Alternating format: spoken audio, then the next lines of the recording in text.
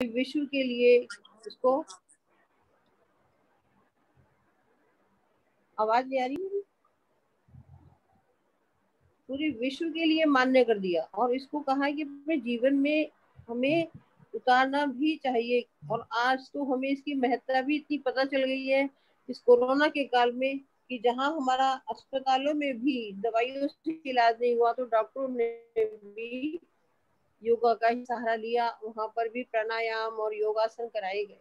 तो योग इतना आवश्यक है हमारे जीवन के लिए, इसीलिए माननीय प्रधानमंत्री जी ने भी इसको इतना महत्व देते हुए, और रामदेव जी तो बहुत देते ही हैं, इसलिए बच्चों के लिए भी स्कूलों में भी कंपलसरी किया गया, क्योंकि योग के बिना हमारा मतलब पूरा विकास नहीं हो सकता, मानसिक विकास न शारीरिक विकास, जिसको कि हम मन और शरीर दोनों को जोड़ के ही जब चलते हैं उसी का नाम योग है।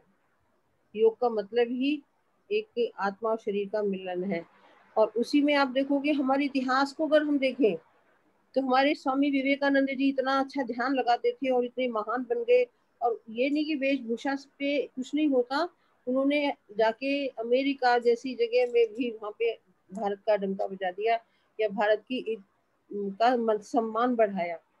तो हमें योग ही करते थे बचपन से, छोटे से थे ना 4-5 साल के, तभी से वो ध्यान लगाते थे, योगासन करते थे। हम ऋषि संतान है, ऋषि मुनि भी अपनी दीर्घायु के कारण कैसे होते थे, दीर्घायु उनकी क्यों होती थी, उनका कारण क्या था, वो भी योग साधना ही करते थे। गुफाओं में कंदराओं में रहते थे, वहां कोई उनके पास डॉक्टर नहीं, इलाज नहीं, खाने पीने को भी कुछ ना हो, वो ऐसे ऐसे प्राणायाम कर लेते थे जिनको भूख प्यास ना लगे। तो योग तो एक इतनी बड़ी कला है जो हमारे जीवन में आ जाए।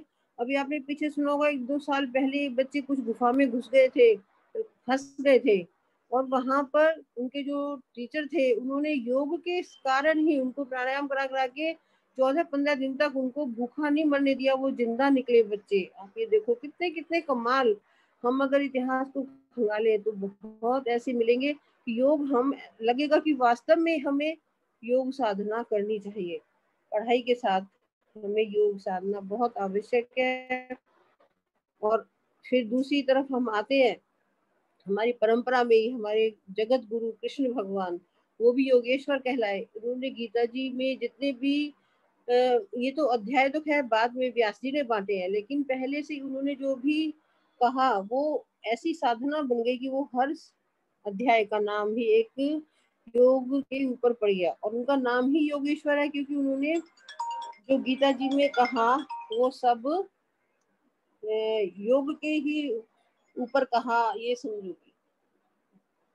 योग शास्त्र, गीता जी को योग शास्त्र कहा गया, ठीक है ना, योग शास्त्रे कहते हैं ना। गीता जी में जो बाद में पुष्पिका पढ़ते हैं उसमें भगवान योगेश्वर ने क्या कहा, कौन सा ये हमारा ये कौन सा अध्याय है, इसमें हमने क्या ज्ञान प्राप्त किया, क्या हमें भगवान कृष्ण ने कहा। योग की ही सारी उसमें महिमा है पूरे इसमें, चाहे वो कर्म योग हो, चाहे साधना योग हो, सांख्य योग हो, ज्ञान योग हो, चाहे संन्यास योग हो, आत्म संयम योग हो। हमें जब तक अपना संयम नहीं करना आएगा तब तक भी हमें कुछ भी प्राप्त नहीं हो सकता। सीधा बैठना कैसे है, कैसे उन्होंने अर्जुन को एक एक बात ऐसी बताई है, समझाई है, जो कुरुक्षेत्र के अंदर खड़े होके जिस भगवान ने, जहाँ कुरुक्षेत्र में जहाँ युद्ध तैयारी होगी और उन्होंने वहां पे योग साधना अर्जुन को समझाई है। तो इसी से हमें महत्व पता चलता है कि योग हमारे जीवन के लिए कितना आवश्यक है। इतना ही कह के मैं अपनी वाणी को विराम देती हूँ और हेमंत भैया जी को आमंत्रित करती हूँ। हेमंत भैया जी।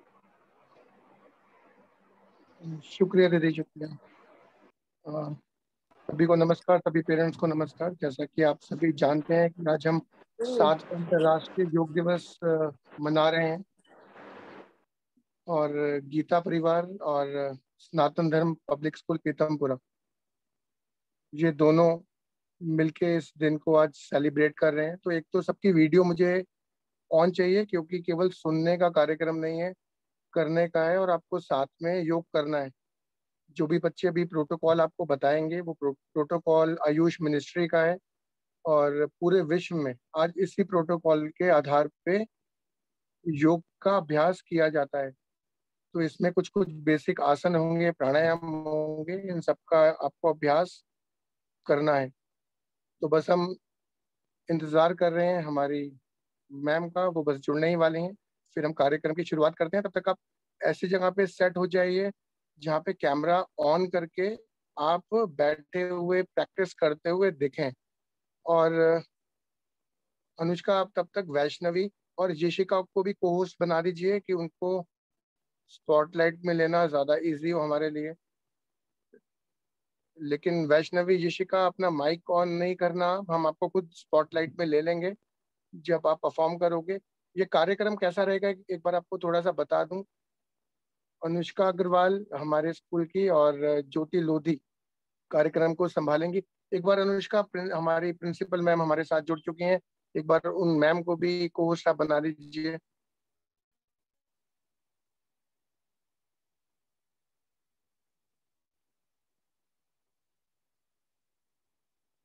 फिर हम कार्यक्रम की शुरुआत करते हैं। नमस्कार मैम।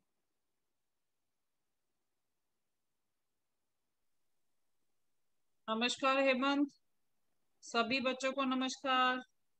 आज सब तैयार हैं योगा डे सेलिब्रेट करने के लिए, अंतरराष्ट्रीय योग दिवस मनाने के लिए?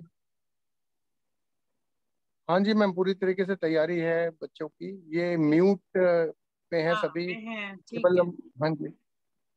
और आज सभी बच्चे ध्यान रखें कि यदि आपने फॉर्म नहीं फिल किया तो फॉर्म फिल कर दीजिएगा। इस कार्यक्रम के एंड में, बिल्कुल एंड में, जब हमारी प्रिंसिपल मैम आपके लिए आशीर्वाद देंगी, उसके बाद हमें आपको एक चैट बॉक्स में एक लिंक देंगे। वो लिंक जब आप भरेंगे तो आपको सर्टिफिकेट भी मिलेगा सनातन धर्म स्कूल पीतमपुरा और गीता परिवार की ओर से। तो बिल्कुल अंत तक बने रहें। और हमारे जो चीफ गेस्ट हैं आज के, डॉक्टर संजय मालपानी जी, हमारे साथ 9:05 तक जुड़ जाएंगे। तो उससे पहले कोई भी बच्चा लीव ना करे। और अब मैं चाहता हूं कि अनुष्का अग्रवाल, हमारे स्कूल की 12वीं क्लास की छात्रा, और ज्योति लोधी 11वीं क्लास की छात्रा, इस कार्यक्रम को संभालें। धन्यवाद। Thank you so much, sir. Greetings to one and all present here. Today, I, Anushka Agarwal of Class 12C, is extremely privileged to have this opportunity to address you at this very important moment for celebrating our 7th International Yoga Day. Today, we all have gathered here on this day to inspire and motivate people to stay healthy.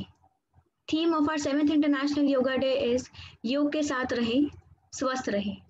जैसे कि इस corona महामारी के समय में हमारा खुद का और अपने परिवार वालों का स्वास्थ्य ठीक रखना बहुत ज़रूरी हो गया है, तो उनका स्वास्थ्य और अपना स्वास्थ्य ठीक रखने के लिए योग ही एकमात्र ऐसा उपाय है जिससे आप स्वस्थ रह सकते हैं। To further begin with the program, I, on the behalf of everyone present here, heartily welcome our today's guest of honor, Dr. Sanjay Malpani sir, who is the National Head of Gita Parivar, Sangamner, Maharashtra. Sarita Rani ma'am, in charge of Gita Parivar, and Anita Sharma ma'am, Principal of SD Public School, Pitampura. अब हम अपने programme को आगे बढ़ाते हुए सबसे पहले शुरुआत करेंगे एक परफॉर्मेंस से, जो कि हमारे स्कूल के छात्र व छात्राओं द्वारा तैयार की गई है। तो आइए सबसे पहले उसे देखते हैं।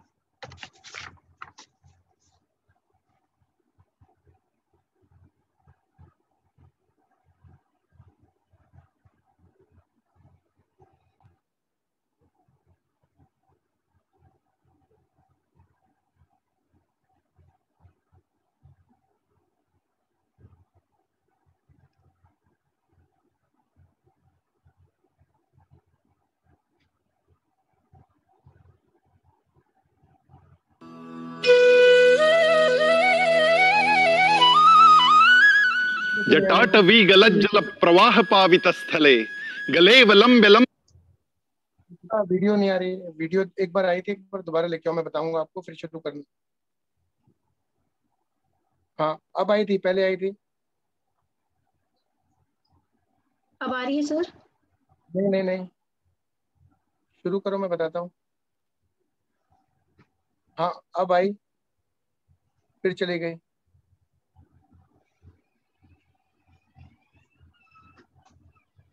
जैसे आपने पहले स्टार्ट किया था वैसे ही करो, उसी प्रोसेस से फिर हो जाएगी।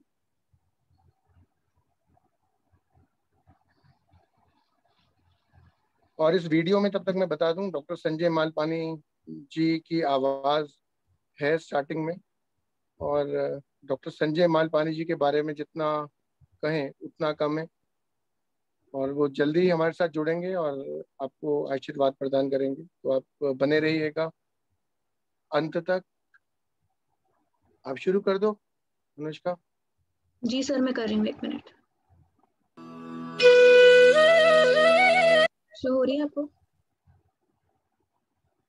शो हो रही है आपको? हाँ हो गई, शुरू करो। जी।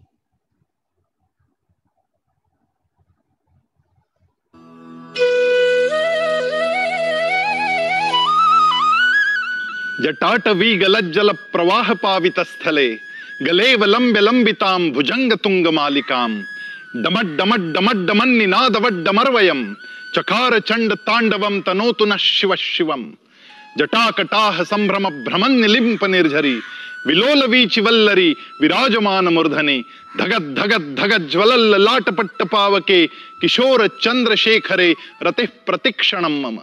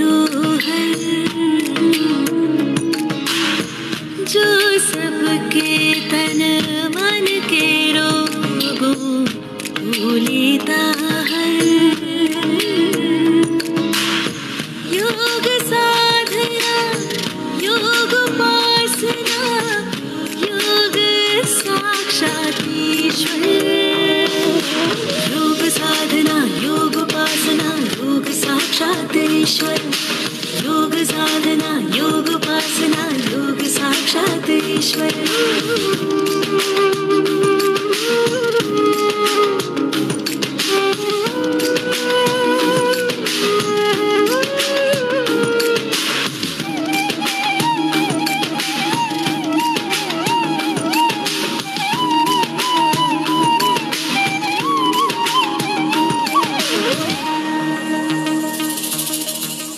योगासन है आसान, धर ले तू कुछ तो ध्यान, सवार अपने आज और कल को। योग से तू दूर न भाग, जागर तू अब तो जाग, मिल जाएगी राह जीवन को। कर्म भावना धर्म धारणा, जागेंगे मन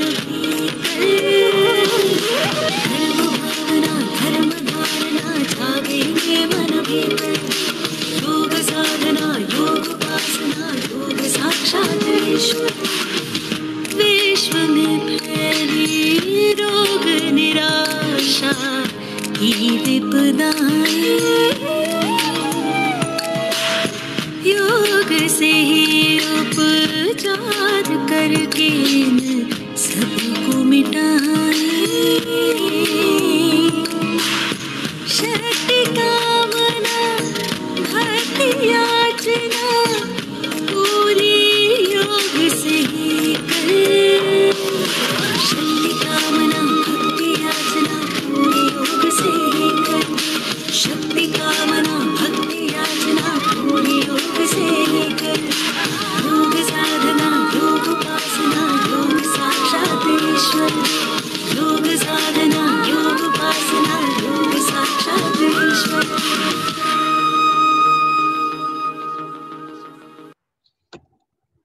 भगवान योगेश्वर ने भी जब योग की व्याख्या कही तो कहा कि योग से मन शांत हो जाना चाहिए। उनकी प्रार्थना और उनका ही समर्पण आप लोगों को योग के मार्ग पर आगे बढ़ाती रहेगी। नमस्ते।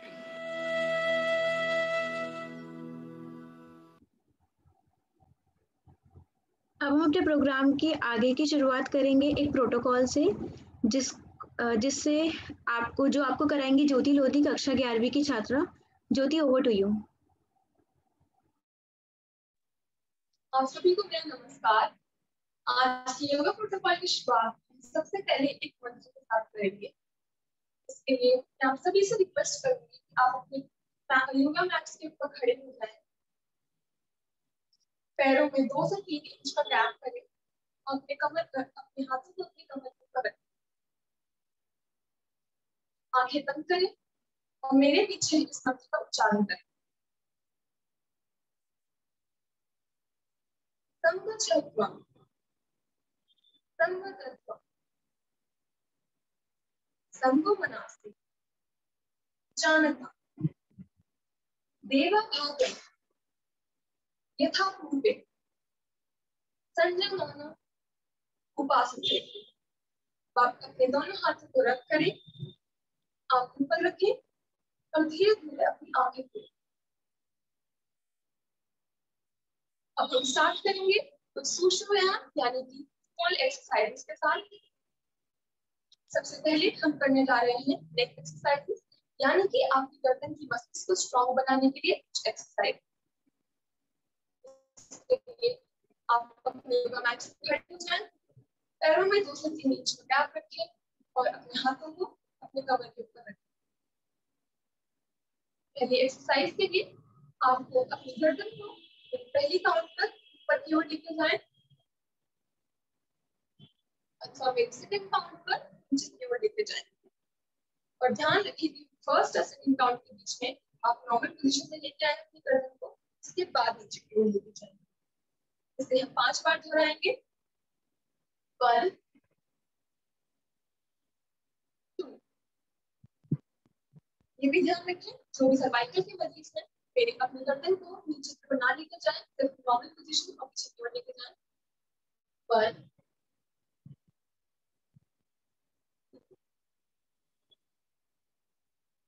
1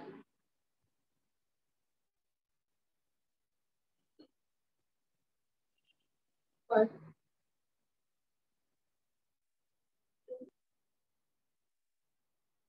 1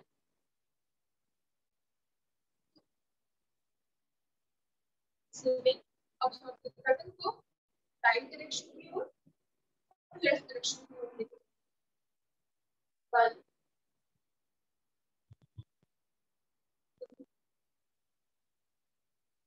अपने गर्दन की मसल्स को जितना हो सके उतना स्ट्रेच करें।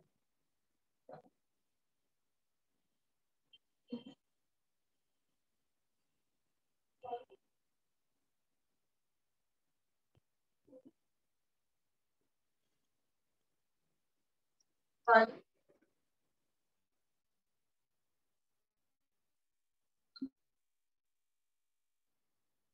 एक्सरसाइज के लिए अब अपनी गर्दन को हम ऐसे इस तरीके से मोड़ेंगे कि हमारे कान हमारे शोल्डर के ऊपर टच करें, राइट की तरफ।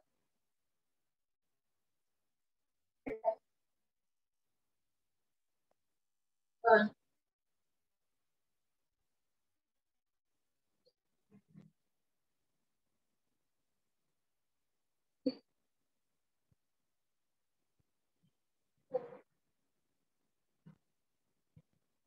5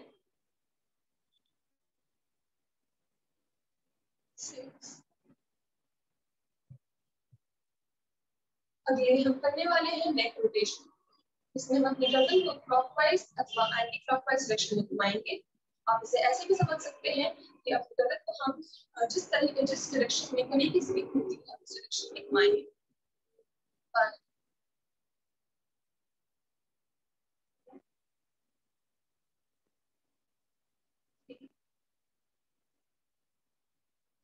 4 गर्दन से पूरा सर्कल बनाते हुए उसे वापस लेके आ रहे हैं। 4 5 6। अब इसी को हम अपोजिट डायरेक्शन एंड क्लॉकवाइज भी करेंगे। 1 2 3 4 5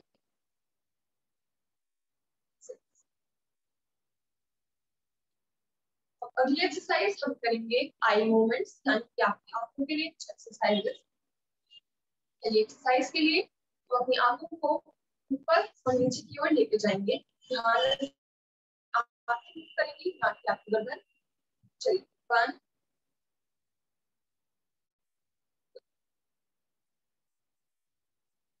1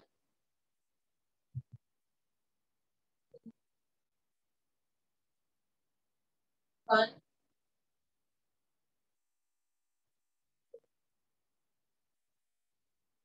1। इसमें भी हम राइट और लेफ्ट की डायरेक्शन में भी करेंगे, right left right left right left.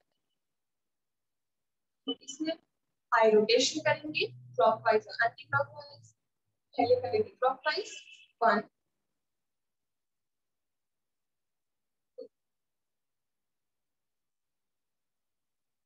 3 4 5। Anti clockwise opposite direction में 1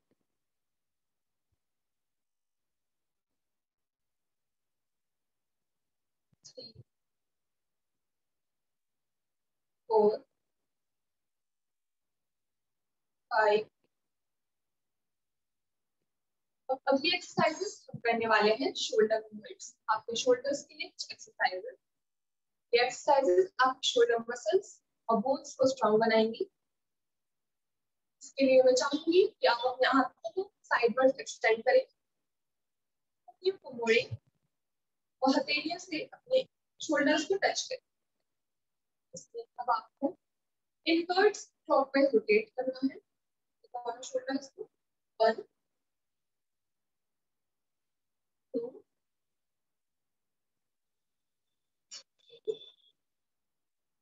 शोल्डर मसल्स को अच्छे से पुल करें। 4 5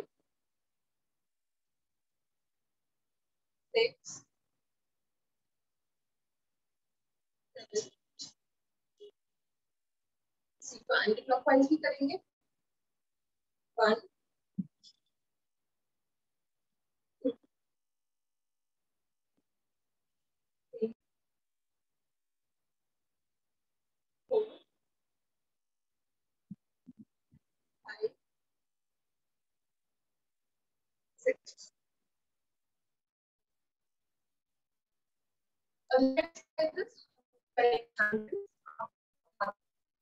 एक्सरसाइजेस के लिए मैं चाहूंगी कि आप अपने हाथों को सामने की तरफ एक्सटेंड करें,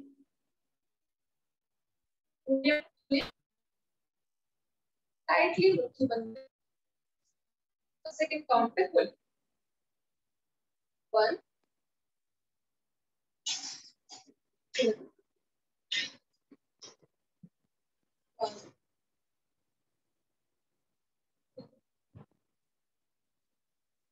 1 2 1। अब ये एक्सरसाइज के लिए इसमें भी हम करेंगे क्लॉकवाइज और एंटी क्लॉकवाइज रोटेशन। पहले क्लॉकवाइज 1 2 1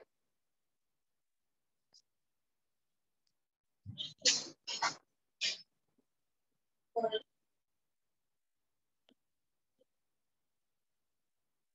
1। Anti clockwise 1 2 3 4 5 6। चलिए आगे भी हम एक एक्सरसाइज करेंगे जिसके लिए हम अपने नीज के ऊपर थोड़ा जोर डालेंगे, इसे हम नी मूवमेंट भी कहते हैं। अब मैं चाहूंगी कि आप अपने पैरों में थोड़ा सा टैप करें, हाथों को एक्सटेंड करें सामने की तरफ और बैठने की पोजीशन में आए, परंतु पूरा बैठने से पहले आपको कुछ ना समझ आ रहा हो, अब स्क्रीन पर हमारे सहयोगियों को भी देख सकते हैं। फॉर बेटर अंडरस्टैंडिंग, इस पोजीशन में अब हम होल्ड करेंगे 1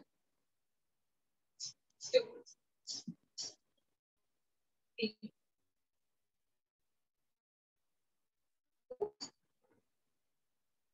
5 6 7 8 9 10। रिलैक्स। आगे की प्रोटोकॉल यानी योगासन के लिए मैं चाहूंगी कि मेरी सहयोगी अनुष्का अग्रवाल हमारे। Anushka, over to you. Thank you Jyoti. आगे बढ़ाने से पहले मैं सबसे पहले आपको एक महत्वपूर्ण बात बताना चाहती हूँ कि आज के हमारे chief guest doctor Sanjay Malpani sir और हमारी प्रिंसिपल मैम लास्ट में आप सभी को आशीर्वाद प्रदान करेंगी। उसके बाद चैट बॉक्स में आपके पास एक लिंक आएगा जिससे आप सभी अपना सर्टिफिकेट डाउनलोड कर सकते हैं। तो ध्यान दीजिएगा कि लास्ट में हम जो लिंक भेजेंगे उस पर आप क्लिक करके अपना सर्टिफिकेट डाउनलोड कर लें। तो आगे बढ़ने के लिए अब हम अगले अंक की शुरुआत करेंगे जो कि है योगा आसन। आसन कुछ बॉडी के पोस्चर्स व पोजीशंस होती हैं जो खड़े होकर, बैठकर, पेट के बल लेटकर, कमर के बल लेटकर किए जाते हैं। तो उसी श्रेणी में हमारा सबसे पहला आसन है ताड़ आसन, जो हम खड़े होकर करेंगे, जिसे हम द पाम ट्री पोस्चर भी कहते हैं। जिस प्रकार एक पाम ट्री एकदम सीधा और स्थिर खड़ा होता है, उसी प्रकार हम ये आसन भी करेंगे। जो लोग अर्थराइटिस और वर्टिगो के पेशेंट्स हैं वह इस आसन को ना करें। तो इसको करने के लिए सबसे पहले आप अपने दोनों पैरों को बंद करके सीधे खड़े हो जाइए। अपने दोनों हाथों को सामने की ओर खोलिए, पैरेलली। अपने दोनों हाथों के ग्रिप बनाइए बाहर की तरफ खींचते हुए। एक गहरी लंबी सांस लेते हुए अपनी बॉडी को ऊपर की ओर खींचिए। ध्यान रखिएगा कि आपकी बॉडी का जो वेट होगा वह आपके पंजों के ऊपर होगा। आपके घुटने सीधे होंगे, आपका सर जो है वह आपके दोनों हाथों के बीच में होगा, घुटने मुड़े नहीं होंगे और बैक भी स्ट्रेट होगी। 10 से 15 सेकंड इसमें होल्ड कीजिए।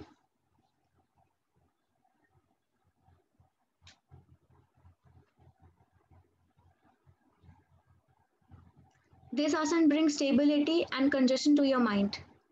अब हमारा अगला आसन है वक्र आसन, जिसे हम द ट्री पोस्चर भी कहते हैं। इसको करने के लिए सबसे पहले आप अपने दोनों पैरों को बंद करके खड़े हो जाइए। उसके बाद अपने राइट पैर को अपने लेफ्ट पैर की थाइस के ऊपर रखिए।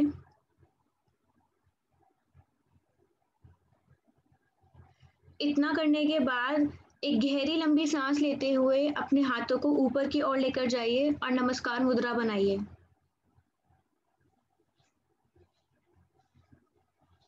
दस से 15 सेकंड इसमें होल्ड कीजिए।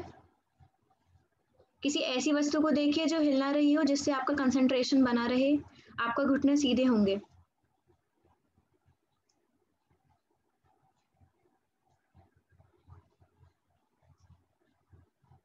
रिलैक्स। अब हम दूसरे पैर से करेंगे। अब आप अपना राइट पैर अपने लेफ्ट थाई के ऊपर रखेंगे और सेम प्रोसेस को दोहराएंगे।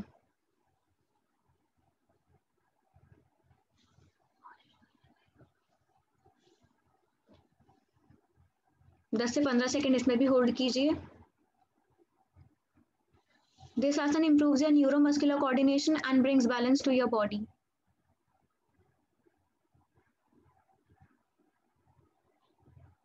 Relax.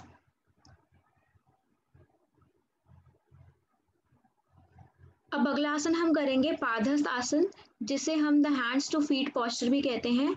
पाद का अर्थ होता है फीट और हस्त का अर्थ होता है हैंड्स। तो इसको करने के लिए अपने दोनों पैरों को बंद करके सीधे खड़े हो जाइए। अपने हाथों को ऊपर की ओर उठाइए पैरेलली। एक गहरी लंबी सांस लेते हुए आगे की ओर जाइए। जो लोग इसे नया नया कर रहे हैं वह जमीन का भी सहारा ले सकते हैं अपनी हथेलियों से। इतना करने के बाद आप अपना सर अपने पैरों से लगाइए।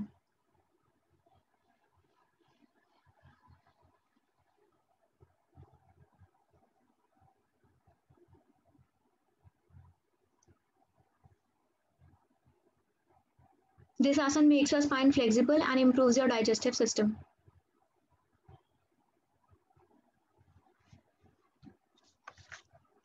इस आसन को अवॉइड कीजिए अगर आपको किसी भी तरीके का हृदय रोग है या आपको किसी भी तरीके की बैक इंजरी है। रिलैक्स।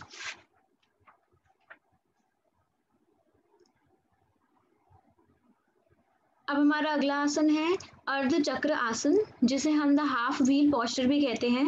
अर्ध का मतलब होता है हाफ और व्हील का अर्थ होता है चक्र, तो इसी से मिलकर बना है ये आसन अर्ध चक्र आसन। इसको करने के लिए अपने दोनों पैरों को बंद करके आप सीधे खड़े हो जाइए। अपने दोनों हाथों को अपनी कमर के ऊपर रखिए। एक गहरी लंबी सांस लेते हुए पीछे की ओर जाइए। ध्यान रखिएगा कि आपकी आंखें बंद ना हो, नहीं तो आपको चक्कर भी आ सकते हैं। उतना ही जाइएगा जितना आप कर सकते हैं। 10 से 15 सेकंड इसमें होल्ड कीजिए।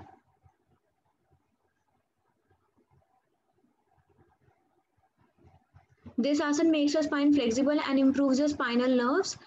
Also, it helps in the management of cervical. जिन लोगों को किसी भी तरीके का वर्टिगो है या फिर हाइपरटेंशन के पेशेंट्स है, वह इस आसन की प्रैक्टिस ना करें।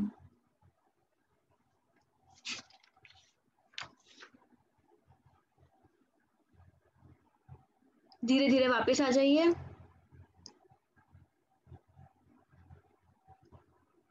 अब हमारा अगला आसन है त्रिकोण आसन, जिसे हम द ट्रायंगल पोस्चर भी कहते हैं। इसको करने के लिए अपने दोनों पैरों को खोलकर खड़े हो जाइए। 2 से 3 फीट का गैप होगा आपके दोनों पैरों में। अब आपका जो राइट पैर है उसे अपने राइट साइड पर मोड़िए। आप स्क्रीन पर देख सकते हैं आपको किस तरीके से अपना पैर मोड़ना है। अपने दोनों हाथों को साइड में खोलिए, एकदम सीधा। एक गहरी लंबी सांस लेते हुए अपने राइट की ओर जाइए और अपना हाथ जमीन पर रखिए। आपका जो दूसरा हाथ होगा वह ऊपर की ओर होगा, जो कि सीधा होगा, और आपकी गर्दन भी ऊपर की ओर होगी, जो कि सीधी होगी।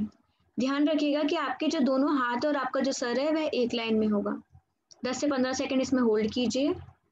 जो लोग जमीन पर हाथ नहीं रख पा रहे हैं वह अपना पैर भी पकड़ सकते हैं।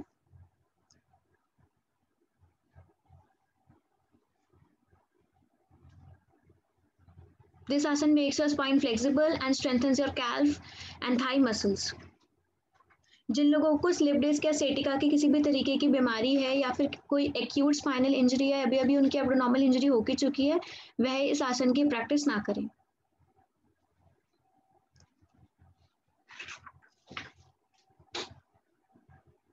धीरे धीरे वापस आ जाइए।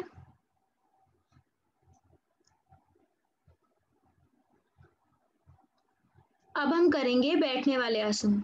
उसी श्रेणी में हमारा सबसे पहला आसन है भद्रासन, जिसे हम the firm and auspicious posture भी कहते हैं। तो इसको करने के लिए सबसे पहले आप जमीन पर बैठ जाइए, अपने अपने मैट्स पर बैठ जाइए। अपने दोनों पैरों को सामने की तरफ खोलिए। अब हम सबसे पहले दंडासन में बैठेंगे। दंडासन का मतलब होता है अपने दोनों पैरों को सामने खोलकर बैठिए बंद करके, और उसके ऊपर आपके हाथ होंगे। आप स्क्रीन पर भी देख सकते हैं। यह आसन को याद रखिएगा, आगे भी हम इसका प्रयोग करेंगे। इतना करने के बाद आपको अपने दोनों पैरों को अंदर की तरफ मोड़ना है।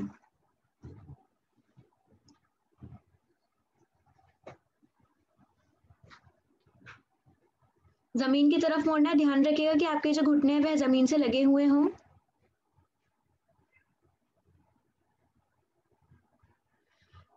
उसके बाद आप अपने दोनों हाथों से अपने पंजों को पकड़िए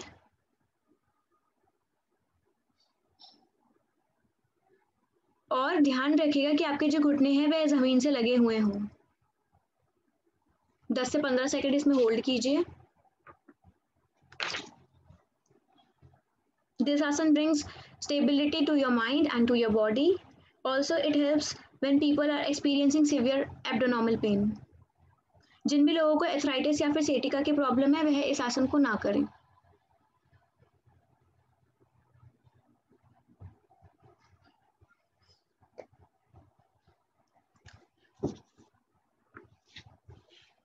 धीरे धीरे वापस आ जाइए।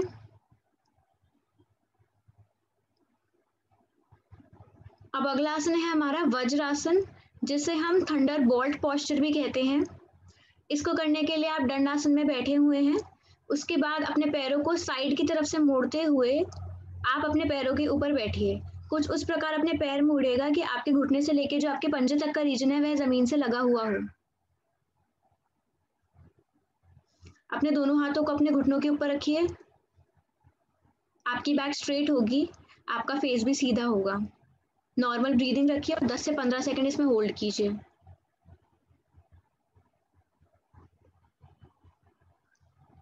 यह आसन आपके डाइजेशन के लिए बहुत अच्छा माना जाता है। Also this improves your thighs and calf muscles. आप खाना खाने के 1 घंटा बाद इस आसन की प्रैक्टिस कर सकते हैं as it improves your digestive system. जो लोग किसी भी तरीके के नी पेन या फिर एथराइटिस या फिर वर्टिगो की बीमारी से जूझ रहे हों वह इस आसन की प्रैक्टिस ना करें।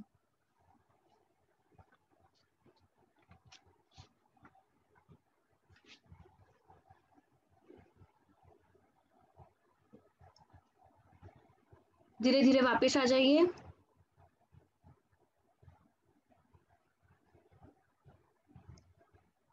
अब हमारा अगला आसन है अर्ध उष्ट्र आसन, जिसे हम द हाफ कैमल पोस्चर भी कहते हैं।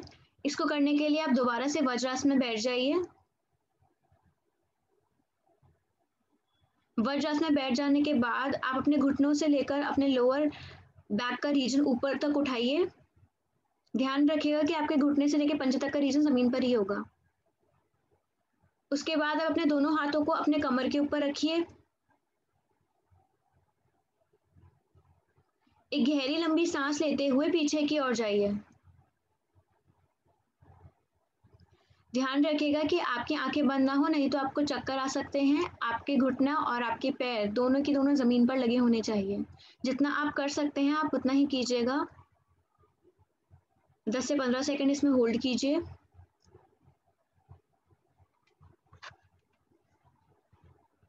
This asana helps to strengthen your back and nerves. Also, it relieves from constipation and also from back pain. जो लोग किसी भी तरीके की एब्डोमिनल इंजरी, एथराइटिस या सेटिका की बीमारी से जूझ रहे हों वह इस आसन की प्रैक्टिस ना करें।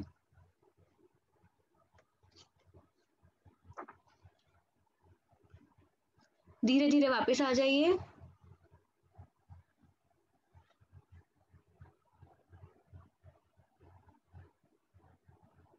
अब अगला आसन है हमारा उष्ट्र आसन, जिसे हम कैमल पोस्चर भी कहते हैं। इसको करने के लिए आप वज्रासन में बैठ जाइए। वज्रासन में बैठ जाने के बाद आप दोबारा से अपने नी से लेकर आपके जो लोअर एब्डोमेन का रीजन है वहां उसको उठाइए जमीन से। ध्यान रखिएगा कि आपके घुटने और आपके पंजे जमीन पर लगे हुए होंगे। इतना करने के बाद आप दोबारा से अपने कमर पर हाथ रखकर पीछे की ओर जाइए, जैसे हमने पिछले आसन में करा था। जब आप इतना कर लें तो अपने हाथों को अपनी कमर से हटाकर अपनी एड़ियों को पकड़ें। कुछ लोग ऐसे भी कर सकते हैं कि पहले अपनी एड़ियां पकड़ लें, और कुछ ऐसे भी कर सकते हैं कि पहले पीछे मुड़ने के बाद अपनी एड़ियां पकड़ें। जैसे आपके लिए कंफर्टेबल हो आप वैसे कर सकते हैं। आपकी गर्दन पीछे की ओर होगी, आपके दोनों पैर आगे से बंद होंगे, पैरों में गैप नहीं होगा।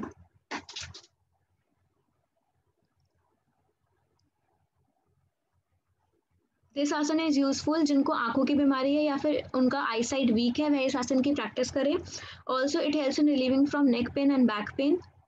जो लोग किसी भी तरीके के हार्ट डिजीज या फिर हर्निया से गुजर रहे हों वह इस आसन की प्रैक्टिस ना करें। धीरे धीरे वापस आ जाइए।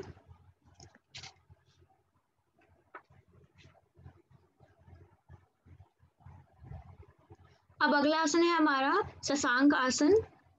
इसको करने के लिए सबसे पहले आप वज्रासन में बैठ जाइए।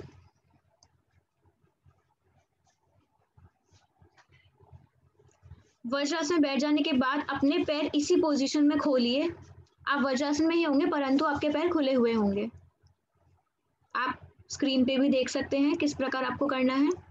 एक गहरी लंबी सांस लेते हुए अपने दोनों हाथों को ऊपर की ओर उठाइए।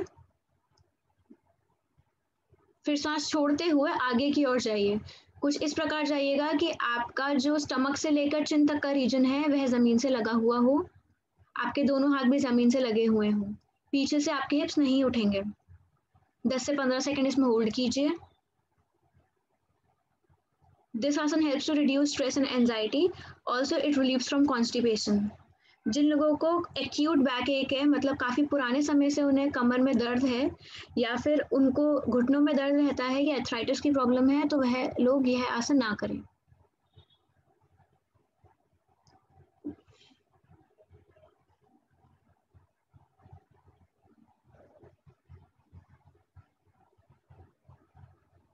धीरे धीरे वापस आ जाइए।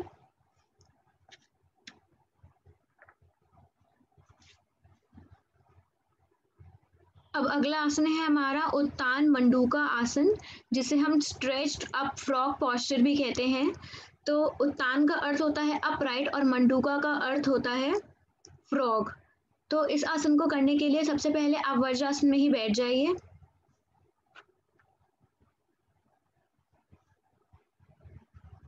अपने दोनों पैरों को जैसे हमने पिछले आसन में खोला था उसी प्रकार खोलिए।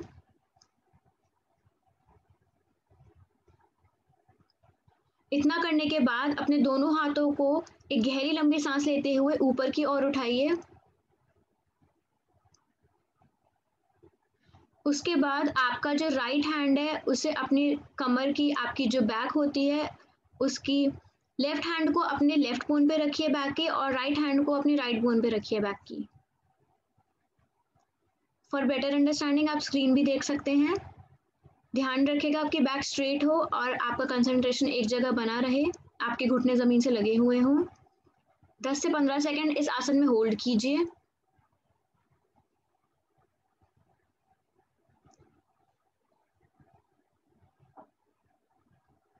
यह आसन जिन भी लोगों को बैक पेन या नेक पेन है, स्पेशली जिनको सर्वाइकल की प्रॉब्लम है, उनके लिए बहुत ही अच्छा माना जाता है। Also it increase the lungs capacity of your body. जो लोग किसी भी तरीके की सीवियर जॉइंट पेन या फिर नी पेन से गुजर रहे हो, वह इस आसन की प्रैक्टिस ना करें।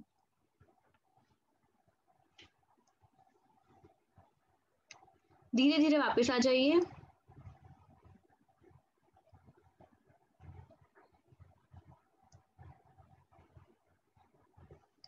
अब अगला आसन हम करेंगे वक्र आसन, जिसे हम द स्पाइनल ट्विस्ट पॉस्चर भी कहते हैं। वक्र का अर्थ होता है ट्विस्टेड और आसन का अर्थ, जैसे कि मैंने आपको शुरुआत में बताया था, बॉडी के कुछ पोजीशंस और पॉस्चर्स। तो इस आसन को सबसे पहले करने के लिए आप दंडासन में बैठ जाइए। दंडासन अर्थात अपने दोनों पैरों को सामने खोल के बैठ जाइए, जो कि बंद होंगे आपके पैर, परंतु सामने की ओर खुले हुए होंगे। इतना करने के बाद अपने राइट लेग को मोड़िए, ऊपर की तरफ मोड़िए। उसके बाद आपका जो लेफ्ट हैंड है उसे ट्विस्ट करते हुए अपने राइट लेग को पकड़िए। आपको अपने पंजे को पकड़ना है, ध्यान रखिएगा। आपका जो दूसरा हाथ होगा वह पीछे की ओर होगा और आपकी बॉडी भी पीछे की ओर ट्विस्ट हुई हुई होगी। 10 से 15 सेकंड इसमें होल्ड कीजिए। दिस आसन increase flexibility of spine and also helps in the management of diabetes. जो लोग किसी भी तरीके के एक्यूट बैक पेन, जैसे कि मैंने आपको बताया था, अगर आपको बहुत लंबे समय से कमर में दर्द रहता है या फिर कोई स्पाइनल डिसऑर्डर है या अभी अभी आपकी कोई स्पाइनल या एब्डोमिनल इंजरी हुई भी हो या सर्जरी हुई भी हो, तो आप इस आसन को ना करें। अब हम इसको दूसरी तरफ से दोहराएंगे। सेम उसी प्रकार आपको करना है जैसे आपने पहले किया था। 10 से 15 सेकंड इसमें भी होल्ड कीजिए।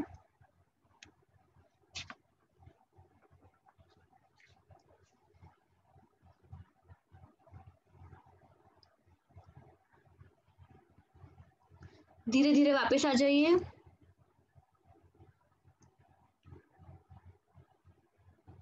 अब हम करेंगे पेट के बल लेटने वाले आसन। उसी श्रेणी में हमारा सबसे पहला आसन है मकर आसन, जिसे हम द क्रोकोडाइल पॉस्चर भी कहते हैं। संस्कृत में मकर का अर्थ होता है क्रोकोडाइल। तो सबसे पहले इस आसन को करने के लिए आप पेट के बल लेट जाइए।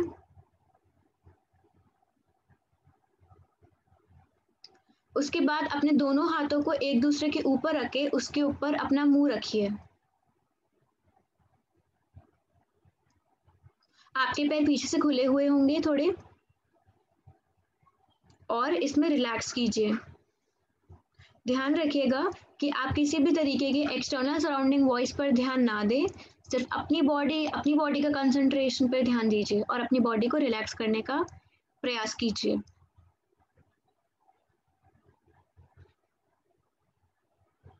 This asana promotes relaxation of the whole body. Also ये हेल्प करता है हमें एंजाइटी और स्ट्रेस से दूर रखने के लिए। ये किसी भी तरीके की आपको बैक प्रॉब्लम है उसको भी ठीक करने में बहुत हेल्पफुल माना जाता है। अगर आपको किसी भी तरीके का शोल्डर में स्पैज़म है तो आप इस आसन की प्रैक्टिस ना करें।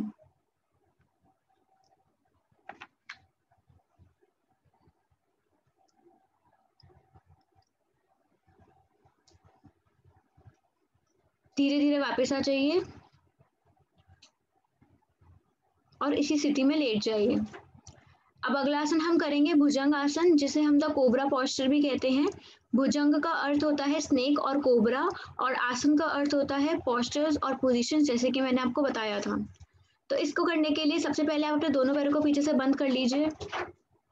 उसके बाद अपने दोनों हाथों को साइड में रखिए। उतना हाथ रखिएगा आपकी पाम से लेकर जो आपके एल्बो तक का रीजन है वह जमीन पर होगा। इतना करने के बाद एक गहरी लंबी सांस लेते हुए अपने नेवल तक का रीजन ऊपर की ओर उठाइए। ध्यान रखिएगा कि आपका पूरा हाथ जमीन पर नहीं होगा, आपका सिर्फ एल्बो से लेकर पाम तक का रीजन जमीन पर होगा। अपने हाथों पर पूरा स्ट्रेस मत डालिएगा, कुछ वेट आपके बैक पर होगा, कुछ आपके हाथों के ऊपर होगा। और इसमें भी आंखें बंद ना करें, नहीं तो आपको चक्कर आ सकते हैं। नॉर्मल ब्रीदिंग रखें और 10 से 15 सेकेंड होल्ड कीजिए।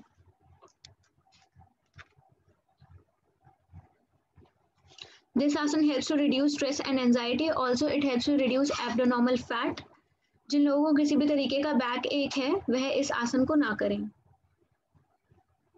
जिन लोगों की किसी भी तरीके की एब्डोमिनल इंजरी हुई भी हो या फिर अगर वह हर्निया से गुजर रहे हो तो वह भी इस आसन का प्रैक्टिस ना करें। धीरे धीरे वापस आ जाइए।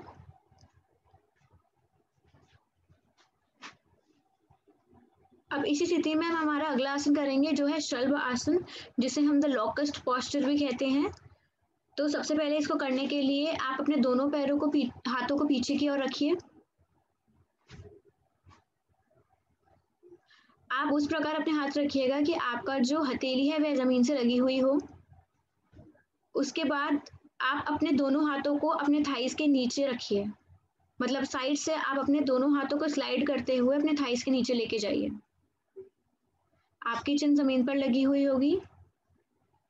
इतना करने के बाद एक गहरी लंबी सांस लेते हुए पीछे से अपने पैरों को उठाइए। ध्यान रखिएगा कि आप अपने हाथों से अपनी थाइस को सपोर्ट ना करें, यह बिना सपोर्ट के किया जाने वाला आसन है। आप अपनी बैक की स्ट्रेंथ से अपने दोनों पैरों को उठाइए। 10 से 15 सेकंड इसमें होल्ड कीजिए। जो लोग सेटिका की प्रॉब्लम या लोअर बैक एक है उन्हें वह इस आसन की प्रैक्टिस कर सकते हैं। Also, it helps in the management of weight. It increases the lungs capacity of your body. जिन लोगों को किसी भी तरीके का सीवियर बैक पेन है या लोअर बैक पेन है या फिर उन्हें हर्निया है, और वह लोग भी जिनको हाई ब्लड प्रेशर की प्रॉब्लम है वह भी इस आसन की प्रैक्टिस ना करें। धीरे धीरे वापस आ जाइए। अब हम करेंगे कमर के बल लेटने वाले आसन। उसको करने के लिए सबसे पहला आसन करेंगे सेतुबंद आसन, जिसे हम द ब्रिज पोस्चर भी कहते हैं। उसको करने के लिए आप कमर के बल अपने मैट्स के ऊपर लेट जाइए। आपके दोनों हाथ आपकी बॉडी के साइड में होंगे। अपने दोनों पैरों को मोड़िए। इतना करने के बाद आप अपने दोनों हाथों से अपनी एंकल को पकड़िए। एंकल मतलब एड़ी की साइड जो होती है उसको पकड़िए और अपनी बॉडी को एक गहरी लंबी सांस लेते हुए ऊपर की ओर एक्सटेंड कीजिए। आपका जो बैक का रीजन है वह ऊपर की तरफ खींचेगा। 10 से 15 सेकंड इसमें होल्ड कीजिए। कुछ लोग पहले हाथ पकड़ने से पहले आप पहले अपनी बॉडी को ऊपर स्ट्रेच भी कर सकते हैं, उसके बाद अपने हाथ पकड़ सकते हैं। नहीं तो आप स्टार्टिंग में अपने पैरों से अपने हाथों से अपने पैर पकड़ लीजिए, उसके बाद अपनी बॉडी को स्ट्रेच कीजिए।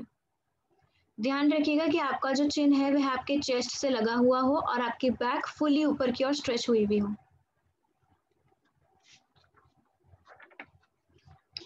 This asana relieves depression and anxiety from your body. Also, it strengthens your lower back. It improves digestion and helps to relieve constipation. जो लोग हर्निया से गुजर रहे हो वह इस आसन की प्रैक्टिस ना करें। धीरे धीरे वापस आ जाइए।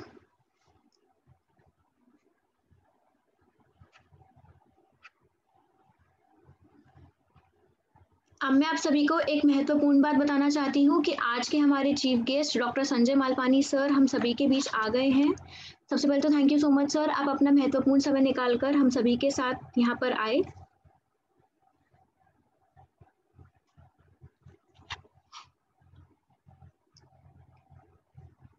अब हम आगे शुरू करेंगे हमारा अगला आसन जो कि है उत्तान पाद आसन, जिसे हम रेज्ड फीट पोस्चर भी कहते हैं। आप अपने दोनों हाथों को अपने बॉडी के साइड में रखिए। एक गहरी लंबी सांस लेते हुए अपने पैरों को ऊपर की ओर खींचिए।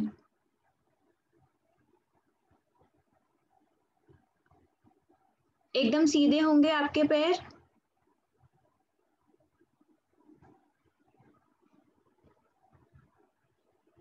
और धीरे धीरे सांस छोड़ते हुए अपने पैरों को नीचे लेके जाइए। जमीन पर नहीं रखने आपको पैर। ध्यान रखिएगा कि 90 का हाफ जो होता है वह 40 होता है, तो आप अपने पैरों को 45 डिग्री पर उठाइए। ध्यान रखिएगा कि आप अपने हाथों से अपने पैरों को सपोर्ट ना दें, आपके घुटने सीधे होंगे।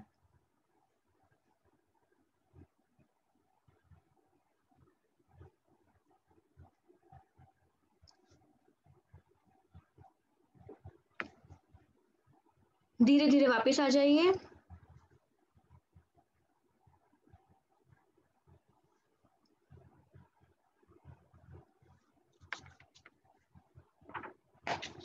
यह आसन हमारी जो नेवल की स्ट्रेंथ होती है उसे इम्प्रूव करने में बहुत ही कारगर माना जाता है। जो लोग हाइपरटेंशन से गुजर रहे हों वह लोग इसे अपने एक एक पैर से दोहराएं। मतलब आपका एक पैर जमीन पर होगा और एक पैर 45 डिग्री होगा। फिर जब आप राइट लेग से वो कर लें तो आपका राइट लेग नीचे होगा और आपका लेफ्ट लेग 45 डिग्री होगा। आप अपने दोनों पैरों को साथ में ना उठाएं, आप एक एक पैर से करें। अब इसी श्रेणी में हमारा अगला आसन है अर्ध हल आसन, जिसे हम हाफ प्लॉ पोस्चर भी कहते हैं। अर्ध का मतलब होता है हाफ और हल का मतलब होता है प्लॉ। तो इसको करने के लिए सबसे पहले आप एक गहरी लंबी सांस लेते हुए अपने पैरों को ऊपर उठाइए 90 डिग्री पे, जैसे हमने पिछले आसन में करा था। आपको इस बार 45 डिग्री नहीं लेके जाना है, आपको 90 पे ही रुकना है।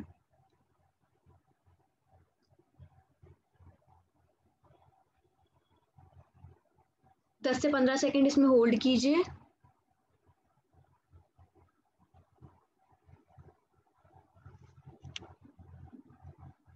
This asan is beneficial for the patients who are suffering from hypertension.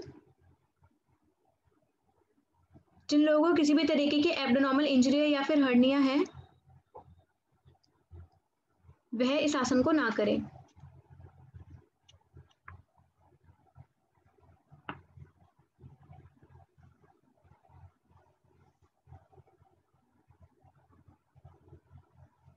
दस से 15 सेकंड इसमें होल्ड कीजिए।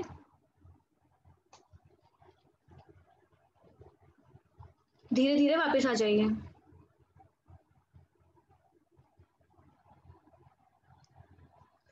अब हमारा अगला आसन है पवन मुक्त आसन, जिसे हम द विंड रिलीजिंग पोस्चर भी कहते हैं। इसको करने के लिए सबसे पहले आप अपने दोनों हाथों को अपनी बॉडी के साइड में रख लीजिए। एक गहरी लंबी सांस लेते हुए अपने पैरों को मोड़िए। इतना करने के बाद आप अपने पैरों को पीछे की तरफ लेके जाइए, कुछ उस प्रकार जिससे कि आपका जो घुटने से लेके थाइस तक का रीजन है आपकी चेस्ट से लगे। जब आप इतनी पोजीशन कर लें उसके बाद अपने दोनों हाथों से अपने पैरों को ग्रिप कीजिए, कुछ इस प्रकार ग्रिप कीजिएगा। इतना करने के बाद दोबारा से गहरी लंबी सांस लीजिए और अपनी चिन को अपने घुटनों से लगाइए। 10 से 15 सेकंड इसमें होल्ड कीजिए। ध्यान रखिएगा कि आपके जो पैर हैं वह पॉइंटेड होंगे आगे से। जो लोग किसी भी तरीके के सीवियर बैक पेन या एब्डोमिनल इंजरी, सेटिका, हर्निया की प्रॉब्लम से गुजर रहे हो वह इस आसन को ना करें। This asana removes constipation, also it tones up your back, thighs and spinal nerves.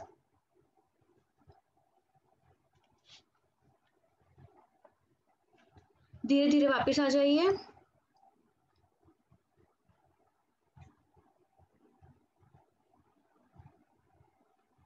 अब हम हमारा आखिरी आसन करेंगे जो कि है शव आसन, जिसे हम द कॉर्प्स डेड पोस्चर भी कहते हैं।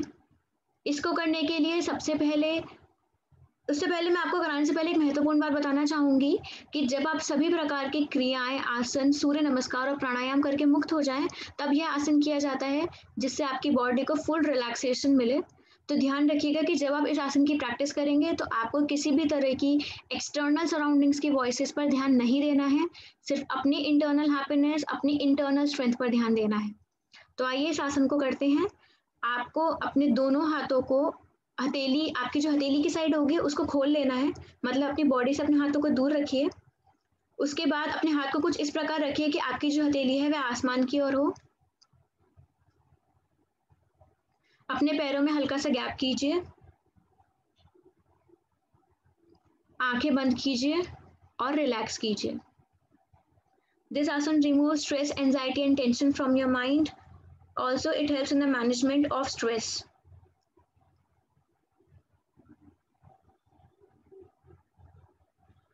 यह एक ऐसा आसन है जो कि हर कोई अपना सकता है, ऐसा कोई भी नहीं है जो इस आसन को नहीं कर सकता है किसी भी केस में। तो मैं आपसे आग्रह करूंगी आप ये आसन कीजिए, अपनी बॉडी, अपने माइंड को रिलैक्स कीजिए। आपकी बॉडी से स्ट्रेस, एंजाइटी और टेंशन को दूर करता है। ध्यान रखिएगा कि आप सो ना जाएं, नहीं तो इस आसन का बेनिफिट आपको नहीं मिलेगा। आपको सिर्फ कंसंट्रेट करना है अपनी इंटरनल हैप्पीनेस और स्ट्रेंथ पे।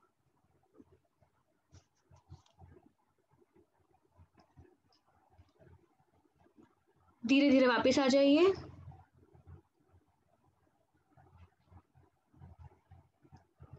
अब आप सीधे खड़े होकर बैठ जाइए।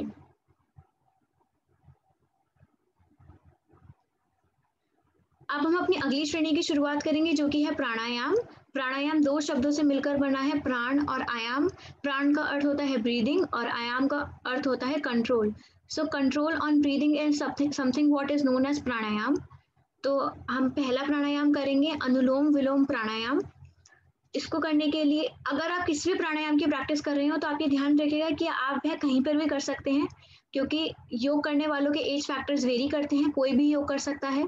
तो आप या तो चेयर पे बैठ जाइए, सोफा पर, बेड पर, नहीं तो आप वज्रासन या फिर आलती पालती मारकर भी बैठ सकते हैं। बस ध्यान रहे कि आप जब भी कोई भी प्राणायाम की प्रैक्टिस कर रहे हो तो आपकी बैक एकदम स्ट्रेट रहे। चलिए अब अनुलोम विलोम प्राणायाम की शुरुआत करेंगे। अनुलोम विलोम प्राणायाम को हम नाड़ी शोधन प्राणायाम भी कहते हैं।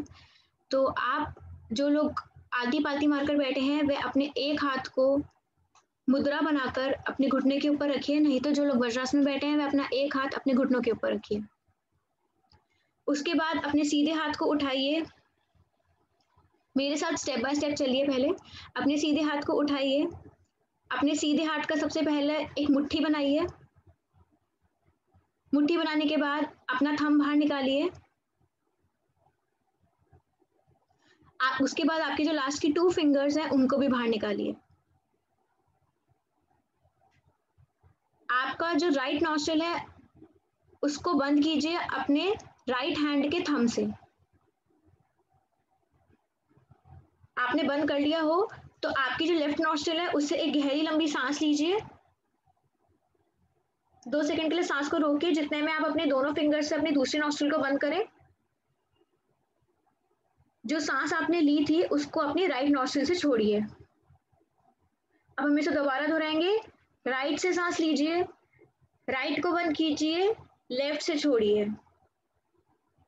लेफ्ट से सांस लीजिए, उसको बंद करिए, फिर राइट से छोड़िए। फिर दोबारा एक गहरी लंबी सांस राइट से लीजिए, उसको बंद करिए और फिर लेफ्ट से छोड़िए। इसको आप 2 बार और दोहराइए।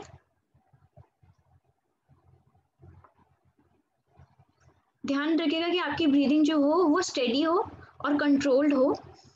और this asana helps to increase the lungs capacity of your body. जैसे कि आप सब लोग देख रहे होंगे इस कोरोना महामारी के समय में हमारी लंग्स की कैपेसिटी इंक्रीज करना बहुत ही इंपॉर्टेंट हो गया है। और जब तक हमारी बॉडी में ऑक्सीजन नहीं होगा फुल मात्रा में, तब तक हम लोग कोरोना वायरस से उस प्रकार नहीं लड़ सकते हैं। तो अनुलोम विलोम प्राणायाम एक ऐसा प्राणायाम है जिससे आप अपनी बॉडी का ऑक्सीजन लेवल को बढ़ा सकते हैं। धीरे धीरे वापस आ जाइए। अपने दोनों हाथों को रब करके अपनी आंखों पे लगा लीजिए।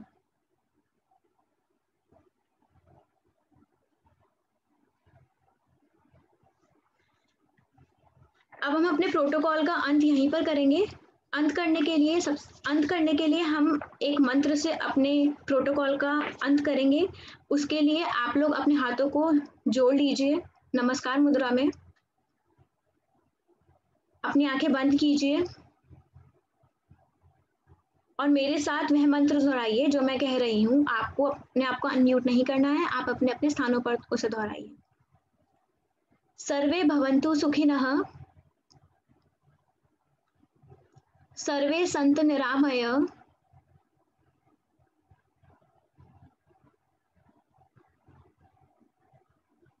सर्वे भद्राणि पश्यन्तु,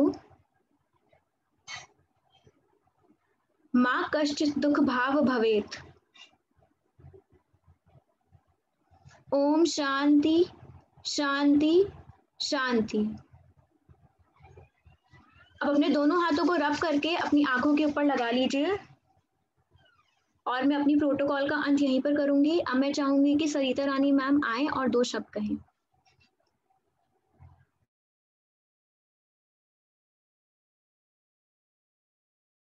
मैम प्लीज अनम्यूट योरसेल्फ।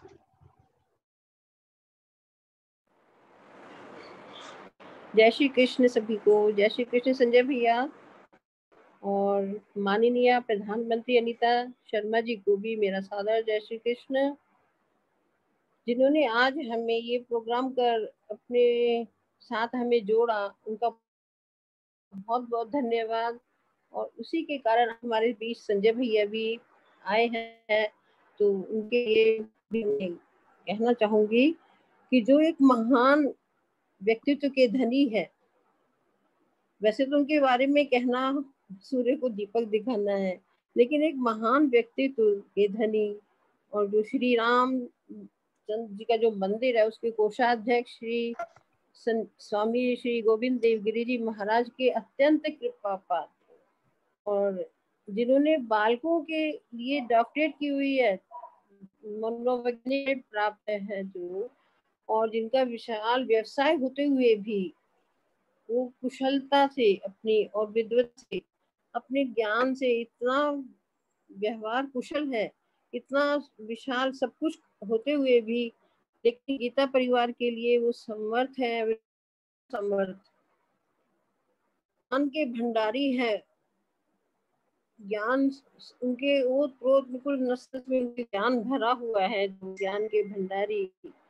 हमारे बच्चों के कार्यक्रम को सुनकर ही कि हाँ बच्चों के लिए कार्यक्रम हो रहा है, और उन्होंने अपने अनमोल समय में से, अपने अत्यंत व्यस्त जीवन में से अपने 2 क्षण हमें देने के लिए जो अनुग्रह किया है हम पे, उसके लिए आमंत्रित करती हूँ कि आप सब बच्चों को अपने आशीष वचन से ओतप्रोत करें। आप भी उनकी वाणी से, जो उनकी वाणी इतनी गंभीर और इतनी सधीवी और इतनी ज्ञान से ओतप्रोत है कि बच्चों आप भी सराबोर हो जाएंगे। ऐसी वाणी को सुनने के लिए हम सब लालायित हैं। और जय श्री कृष्ण से भैया। सभी को प्रणाम, सभी को वंदन। हमारे इस अद्भुत विद्यालय की प्रधानाचार्य आदरणीय अनीता शर्मा मैडम, हमारे गीता परिवार दिल्ली की प्रमुख सरिता दीदी,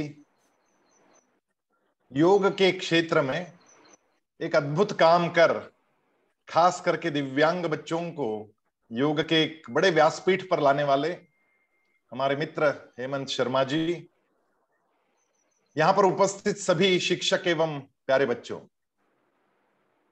मैं अत्यंत आनंदित हूं आप सब लोगों को देखता हुआ कि बहुत सुंदर इस प्रकार के योगासन आप लोगों ने अंतर्राष्ट्रीय योग दिवस के अवसर पर यहां पे प्रस्तुत किए। छोटे छोटे बच्चे जब योगासन करते हैं तो क्या घटता है? हेमंत शर्मा सर जानते हैं कि मेरे यहाँ के स्कूल में जो बच्चे हैं वो योग में इतने निपुण हो चुके हैं कि जहां भी जाएं मेडल लेके ही आते हैं। लेकिन जो भी बच्चा योग करे उसको एक मेडल पक्का मिलता है। आज भी आप लोगों ने योग किया तो आपको एक मेडल पक्का मिलने वाला है। वो कौन सा है? वो है उत्साह का मेडल। हमारे अंदरूनी उत्साह जग जाता है।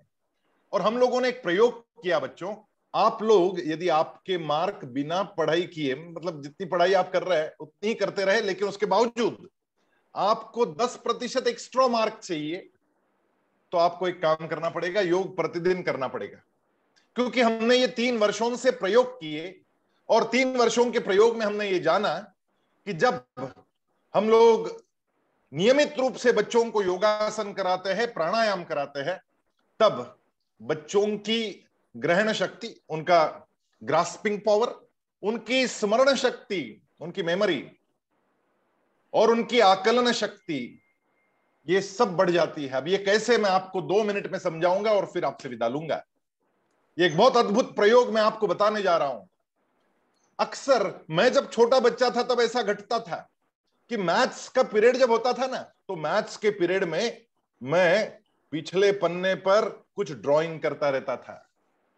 मुझे पता नहीं क्या हो जाता था, तो मैथ्स के पीरियड में पीछे ड्राइंग करता था और स्पोर्ट्स के पीरियड में या लैंग्वेज के पीरियड में मुझे खेलने का मन करता था। आपके साथ भी ऐसा होता होगा और ये सबके साथ ही होता है। इसका कारण मैं आपको बताना चाहता हूं कि ऐसा क्यों होता है। आप सब जानते हैं कि आपके मस्तिष्क में जो ब्रेन है, वो जो ब्रेन 2 हिस्सों में बटा हुआ है, एक राइट और एक लेफ्ट। लेफ्ट ब्रेन में मैथमेटिक्स चलता है, एनालिटिकल चीजें चलती है। राइट ब्रेन में आपकी कलात्मकता, सृजनशीलता, लैंग्वेजेस चलती है, सारी भाषाएं। और एक बड़ी अद्भुत बात है कि आप जब सांस ले रहे हैं तब आप जरा ध्यान रखना, अभी तो आपकी दोनों नासिकाएं चल रही है क्योंकि आपने अभी थोड़ी देर योगा किया है। जो आदमी थोड़ी देर के लिए योग कर ले, उसकी दोनों नासिकाएं एक साथ चलती है। अब ये कैसे चेक करें? तो आपके हाथ की हथेली पर ऐसा करके देखें, आपको पता चलेगा कि आपकी एक नोस्ट्रिल से ज्यादा सांस और एक नोस्ट्रिल से थोड़ी कम सांस आ रही है। हर 20 मिनट से आधे घंटे के बाद में ये चेंज होता है। अभी आपकी राइट नोस्ट्रिल से, आपकी दाहिनी नासिका से यदि ज्यादा सांस बाहर निकल रही है तो इसका मतलब यह है कि आपका लेफ्ट ब्रेन चल रहा है, क्योंकि लेफ्ट ब्रेन हमारी राइट बॉडी को कंट्रोल करता है और राइट ब्रेन हमारी लेफ्ट बॉडी को कंट्रोल करता है। और विशेष बात यह है कि हर आधे घंटे में, 20 मिनट से आधे घंटे के समय में, हमारा एक मस्तिष्क सो जाता है थोड़ी देर के लिए और दूसरा काम करता है। अब मैथमेटिक्स का पीरियड चल रहा है आपका और आपका लेफ्ट ब्रेन सो रहा है और राइट ब्रेन में काम चल रहा है और आप मैथ्स के पीरियड में बैठे हैं, तो होगा ये कि आपका मैथ्स में मन नहीं लगेगा क्योंकि लेफ्ट ब्रेन सो रहा है और राइट ब्रेन में कलात्मकता है, सृजनशीलता है, आर्ट है, क्राफ्ट है, तो आपको चित्र बनाने का मन करेगा। तो इसमें आपका दोष नहीं, लेकिन फिर मैथ्स आपके समझ में नहीं आएगा। आप चक्की पे जाते हैं गेहूं लेकर और गेहूं चक्की में डालते हैं और लाइट ही नहीं है, वहां पर बिजली नहीं है, तो क्या होगा? वैसे के वैसे गेहूं बाहर निकल जाएंगे, उनका आटा नहीं बनेगा। वैसे मैथ्स के गेहूं आपके लेफ्ट ब्रेन में जाते हैं चक्की में और फिर आपके अंदर पहुंचते हैं। लेकिन आप लोग हैं कि उस समय बिना चक्की, मतलब चक्की बंद किए है, वो चक्की बंद पड़ी हुई है, ऐसे समय पर वो मैथ्स आपके अंदर पहुंचता नहीं। अब जो बच्चा प्रतिदिन योगासन करता है, और हमारी सरिता दीदी एक ऐसी विधा जानती है जो केवल 10 मिनट करने से, 10 मिनट, 10 से 12 मिनट का समय लगता है, इसको कहते हैं प्रज्ञा संवर्धन के प्राणायाम। केवल 12 मिनट का प्राणायाम करने मात्र से आपका 5 घंटे तक दोनों ब्रेन एक साथ चलते हैं, फ्री ऑफ कॉस्ट, कोई पैसा नहीं देने की जरूरत। आप बुलाइए उनको, वो आपको सिखाएगी। लेकिन एक अद्भुत परिवर्तन हमने देखा पिछले 3 वर्षों से। जो बच्चा सुबह में 12 मिनट अपने प्रार्थना के समय पर प्राणायाम करता है, प्रज्ञा संवर्धन के प्राणायाम, आपको अभी यहाँ पे सिखाए गए, उनमें से कुछ अनुलोम विलोम सिखा रहे थे, मुझे बड़ी अच्छी बात लग रही थी। वो प्रज्ञा संवर्धन के प्राणायाम करने से आपके दोनों ब्रेन एक साथ एक्टिवेट होकर आपको 10% एक्स्ट्रा मिल जाते हैं। हमने 3 वर्षों से ये प्रयोग यहाँ पे किए हैं और प्रतिवर्ष यही घटना घट रही है। फिर उसके बाद तो 2 साल लॉकडाउन में चले गए, लेकिन उसके पहले 3 साल हम लोगों ने ये प्रयास किया और हम लोग बड़े यशस्वी रहे। आप लोगों को भी यदि आपके जीवन में यशस्वी होना है तो मन और बुद्धि का तादात्म्य करना पड़ता है। मन और बुद्धि जहां पे जुड़ जाए वहीं योग होता है, और मन और बुद्धि जहां पे जुड़ जाए वहीं योग कर्मसु कौशलम, आपका हर काम कौशल्य से होता है। और इसलिए अंतरराष्ट्रीय योग दिवस की शुभकामनाएं तो आपको दे रहा हूं, लेकिन एक शर्त पर कि आप प्रतिदिन नित्य योगासन प्राणायाम करेंगे। और प्रतिदिन जो नित्य योगासन प्राणायाम करता है वो हर काम कौशल्य से करना जानने लगता है, वो हर चीज में आगे बढ़ने लगता है, वो लीडर बनने लगता है। If you want to be a leader, you will have to follow the path of yoga. There is no other option. And this is a tested, this is a proven methodology that since last so many years, imam vivasvate yogam proktavanaham avyayam vivaswan manave praha manurikshva kave bravit। 5000 साल पहले तो योगेश्वर भगवान श्री कृष्ण ने अर्जुन से गीता कही, लेकिन वो गीता कहते समय कहते हैं कि ये बात तो मैंने हजारों वर्ष पहले सूर्य को बताई थी। इवं विवस्वते योगम प्रोक्तवानहम अव्ययम, इतने सालों पहले बताइए। हजारों वर्षों से चलती आई ये परंपरा, यह कल कल छल छल बहती क्या कहती गंगा धारा, युग युग से बहता आया यह पुण्य प्रवाह हमारा। योग हमारा पुण्य प्रवाह है, और इस पुण्य प्रवाह के साथ में जो अपने आप को छोड़ते हैं, जो अपने आप को आगे बढ़ाते हैं, वो जीवन में यशस्वी बनते ही बनते हैं। प्यारे बच्चों, मैं प्रतिदिन योग करता हूं, एक भी दिन ऐसा नहीं जाता कि मैंने योग नहीं किया, प्राणायाम नहीं किया, और इसलिए मुझे कोरोना भी नहीं हुआ और कुछ नहीं होता है मुझे, मैं एक भी दिन बीमार नहीं पड़ता हूं। और स्वामी रामदेव जी महाराज जो कि योग गुरु है, बड़ा प्रेम करते मेरे से, और एक दिन उनका फोन आया और कहने लगे कि आपको तो नेशनल और इंटरनेशनल योगासन स्पोर्ट्स फेडरेशन दोनों जगह काम करना है। तो स्वामी जी का आदेश था, मैंने कहा करेंगे। और वहां मैं जब काम करने लग गया तो स्वामी जी ने मुझे वहां वाइस प्रेसिडेंट बना दिया। वो प्रेसिडेंट है स्वयं इंटरनेशनल योगासन स्पोर्ट्स फेडरेशन के, और हेमंत शर्मा सर के साथ में जुड़कर हम लोग वहां भी काम कर रहे हैं, नेशनल योगासन स्पोर्ट्स फेडरेशन में भी काम कर रहे हैं। और हमारे बच्चे अब योग के माध्यम से खेलो इंडिया भी पहुंचने वाले हैं। खेलो इंडिया में बच्चा जो जाता है और वहां यदि उसको इनाम मिल जाता है, तो इनाम कितना है पता है आपको?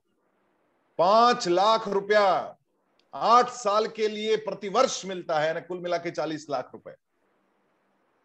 यदि योग करेंगे तो कितना आगे बढ़ सकते हैं।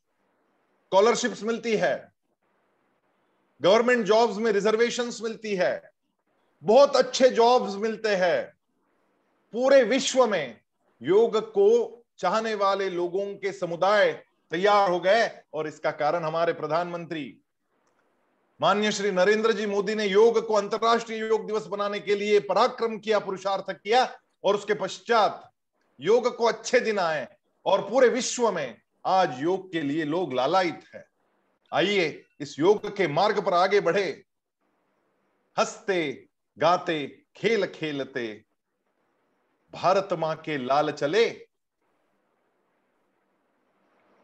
हम लोग योग के मार्ग पर यदि बच्चों को आगे बढ़ाएंगे, आज आपको पता नहीं चलेगा, छोटे हैं आप तो इसकी महत्ता पता नहीं चलेगी, लेकिन जब बड़े हो जाएंगे तब आपको पता चलेगा कि आपके विद्यालय ने आपको क्या दिया है।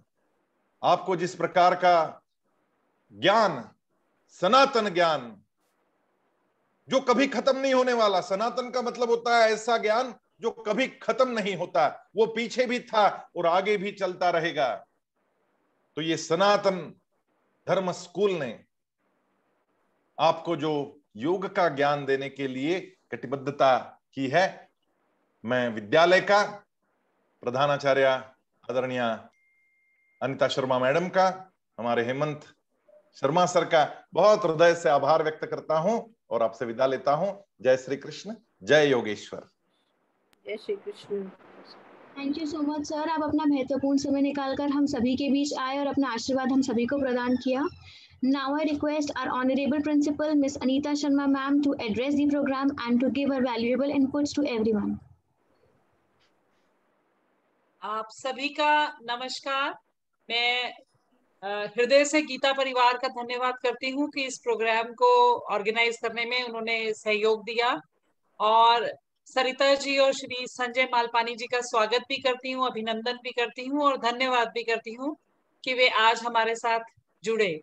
संजय जी, जैसा कि आपने अभी बताया योग के बारे में, मेरा विषय जो है गणित है, तो मैं उस दृष्टि से इन बच्चों के साथ में एक छोटी सी बात शेयर करना चाहूंगी कि योग का अर्थ, बेटा अगर आप इंग्लिश में ट्रांसलेशन करें तो उसका अर्थ क्या होता है? एडिशन।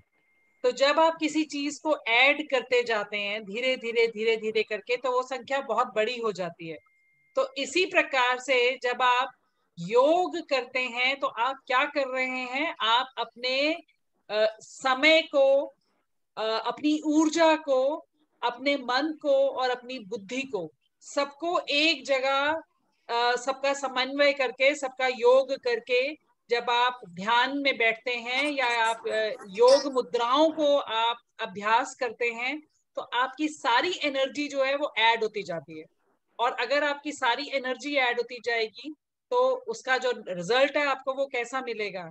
जैसे अभी संजय जी ने उदाहरण दिया कि हर साल हमने ये एक्सपेरिमेंट किया कि बच्चे जो योग करते हैं उनका रिजल्ट 10% कम से कम एनहांस हो जाता है। हमने भी अपने विद्यालय में ये एनालिसिस किया कि हमारे यहाँ जितने स्टूडेंट्स टॉपर कैटेगरीज में आते हैं वो सब की सब योगाभ्यास करते हैं। तो ये बात तो बिल्कुल निश्चित रूप से तय है। तो मैं आप सबको यही कहूंगी कि आप मैथमेटिकली भी याद रखेंगे कि योग का अर्थ एडिशन है, और एडिशन जब आप करेंगे अपनी टाइम का, अपने एनर्जी का राइट डायरेक्शन में करेंगे, तो क्या होगा? एक वाक्य है, एक मंत्र है, योग चित्त वृत्ति निरोध, यानी जो योग है उसके द्वारा आपकी जो बुरी प्रवृत्तियां हैं या जिन प्रवृत्तियों के ऊपर आपको ज्यादा कंट्रोल करने की जरूरत है वो आपके वश में आ जाएंगी। यानी आप अपने विचारों पर काबू कर सकते हैं, आप अपने ध्यान को केंद्रित कर सकते हैं। तो आपको एक अच्छी प्रेरणा मिलती है कि आप अपने आप को एक ऐसे इंसान में बदल सके, परिवर्तित कर सके जो पूरी ऊर्जा के साथ और अपने ब्रेन की पूरी पावर के साथ में अपना काम कर सके। हम ये बोलते हैं कि हमारे ब्रेन का जो है वो केवल 10% हिस्सा भी जिन लोगों ने इस्तेमाल कर लिया, जिन लोगों ने उसका उपयोग कर लिया, वो लोग बड़े बड़े वैज्ञानिक बन गए हैं, उन्होंने नए नए आविष्कार किए हैं, वो दुनिया के जो है वो टॉप लेवल पर पहुंचे हैं। और हम में से जो है लोग, हम अगर योग का अभ्यास करना शुरू करते हैं रोज, तो हम अपने अंदर ऐसी कॉम्पिटेंसीज को डेवलप कर सकते हैं कि हम भी उस 10% जो हम उपयोग करना चाहते हैं अपने ब्रेन का वो कर पाए। 10% तो बहुत ज्यादा है। ज्यादातर लोग जो है 2 या 4% ही करते हैं, उससे ज्यादा नहीं कर पाते हैं। तो जो अभी संजय जी ने कहा योगः कर्मसु कौशलम, तो आप योग करते जाइए, कार्य करने की कुशलता आपकी बढ़ती जाएगी। क्योंकि जब आप कुछ भी चीज ऐड करते हैं और रिपीटेडली ऐड करते हैं तो वो हमेशा क्या होती है?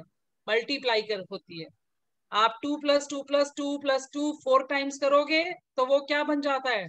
2 × 4 8 हो जाता है, यानी मल्टीप्लाई हो जाता है। और जब आप किसी चीज को मल्टीप्लाई करते जाओ तो और उसके अंदर एक्सपोनेंशियल ग्रोथ होता है, तो एकदम से बढ़ता है। तो ये अगर आप चाहते हैं कि आप अपने जीवन में सफलता के आयाम छुएं, तो आपको ये सीखना पड़ेगा कि आप योग कैसे करें, और उस योग को निर्धारित समय पे करें, निश्चित रूप से रोज करें, प्रतिदिन करें, उसको अपने जीवन का एक अहम हिस्सा बनाएं, रेगुलर पार्ट बनाएं अपनी दिनचर्या का। तो ऐसा हो नहीं सकता कि आपको सफलता ना मिले। तो इस बार का जो ये अंतरराष्ट्रीय योग दिवस है, इसका थीम है योगा फॉर वेलबींग। तो पूरे विश्व में जिस तरह से कोरोना महामारी ने सबको अपनी चपेट में लिया, और उस समय पे ये सबने सीखा, सबने जाना, सबने अपनाया कि अगर वो योगाभ्यास कर रहे हैं, प्राणायाम कर रहे हैं, तो वो कैसे अपने आप को सुरक्षित रख सकते हैं।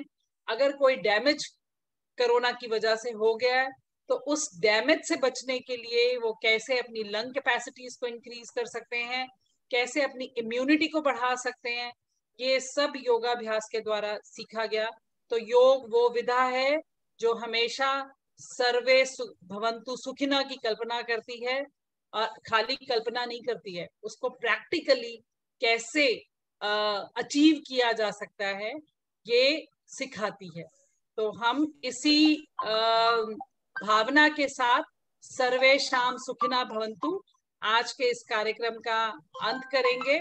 और अब मैं हेमंत जी को या अनुष्का हमारे साथ जो प्रोग्राम होस्ट कर रही हैं, इनसे आग्रह करूंगी कि ये इस प्रोग्राम का कल्मिनेशन करें। प्रिंसिपल मैडम, आप गणित की है ये जानकर बहुत खुशी हुई। एक प्रयोग करके देखिएगा जी कि जिन बच्चों को, और ये तो सभी के लिए किया जा सकता है, इनके लेफ्ट नोस्ट्रिल को बंद करवा दिया जाए जी, राइट नोस्ट्रिल से 27 बार गणित का पीरियड चालू होने से पहले सांस, लंबी गहरी सांस दिलवाई जाए। हाँ जी, एक ही नाक से, हाँ, एक ही नाक से 27 बार। एक को बंद रखना है एक से, और वो कौन से? लेफ्ट ब्रेन चालू करना है, इसलिए राइट नोस्ट्रिल से करवाना है। राइट नोस्ट्रिल से आप 27 बार सांस ले और फिर गणित सिखाए, और 1 साल बाद बच्चों के रिजल्ट्स देख ले, आप स्वयं अचंभित रह जाएगी कि ये क्या घट गया। तो ये बहुत अद्भुत शास्त्र है, जरूर इसको अपना के देखिएगा।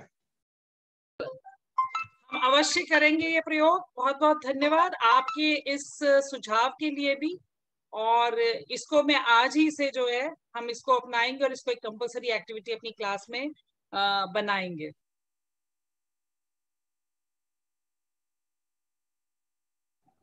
थैंक यू सो मच आप सभी का, आप सभी यहाँ पर आए और आप सभी ने हमें अपना आशीर्वाद प्रदान किया। अब हम इसी के साथ अपने प्रोग्राम का एंड करेंगे। आखिरी में आप सभी को अंतर्राष्ट्रीय योग दिवस की हार्दिक शुभकामनाएं। Thank you so much. Anushka, मैं भी कुछ कहना चाहूंगा। संजय सर आपका बहुत बहुत धन्यवाद, सरिता जी आपका बहुत बहुत धन्यवाद, और मैम आपने भी हमें आशीर्वाद प्रदान किया। जो बच्चों को मैंने एक लिंक दिया है चैट बॉक्स पे, प्लीज उस लिंक को जरूर भरें। वहीं पे उस लिंक को भरने के बाद आपके सर्टिफिकेट्स आपके पास आएंगे। तो जो छोटे छोटे मुझे बच्चे दिख रहे हैं, अपने पेरेंट्स को भी आप बुला लें और उस लिंक को सेव कर लें अपने पास, और उसको उसके बाद भरने के बाद सर्टिफिकेट आपको तभी मिल जाएगा जो मैंने एक लिंक शेयर किया है उसमें। तो आप सबका धन्यवाद, और सभी को अंतर्राष्ट्रीय योग दिवस की बहुत बहुत शुभकामनाएं। हम आपके साथ अभी 5 मिनट और हैं कि आप उस गूगल फॉर्म को भर पाएं और अपना सर्टिफिकेट ले पाएं। धन्यवाद।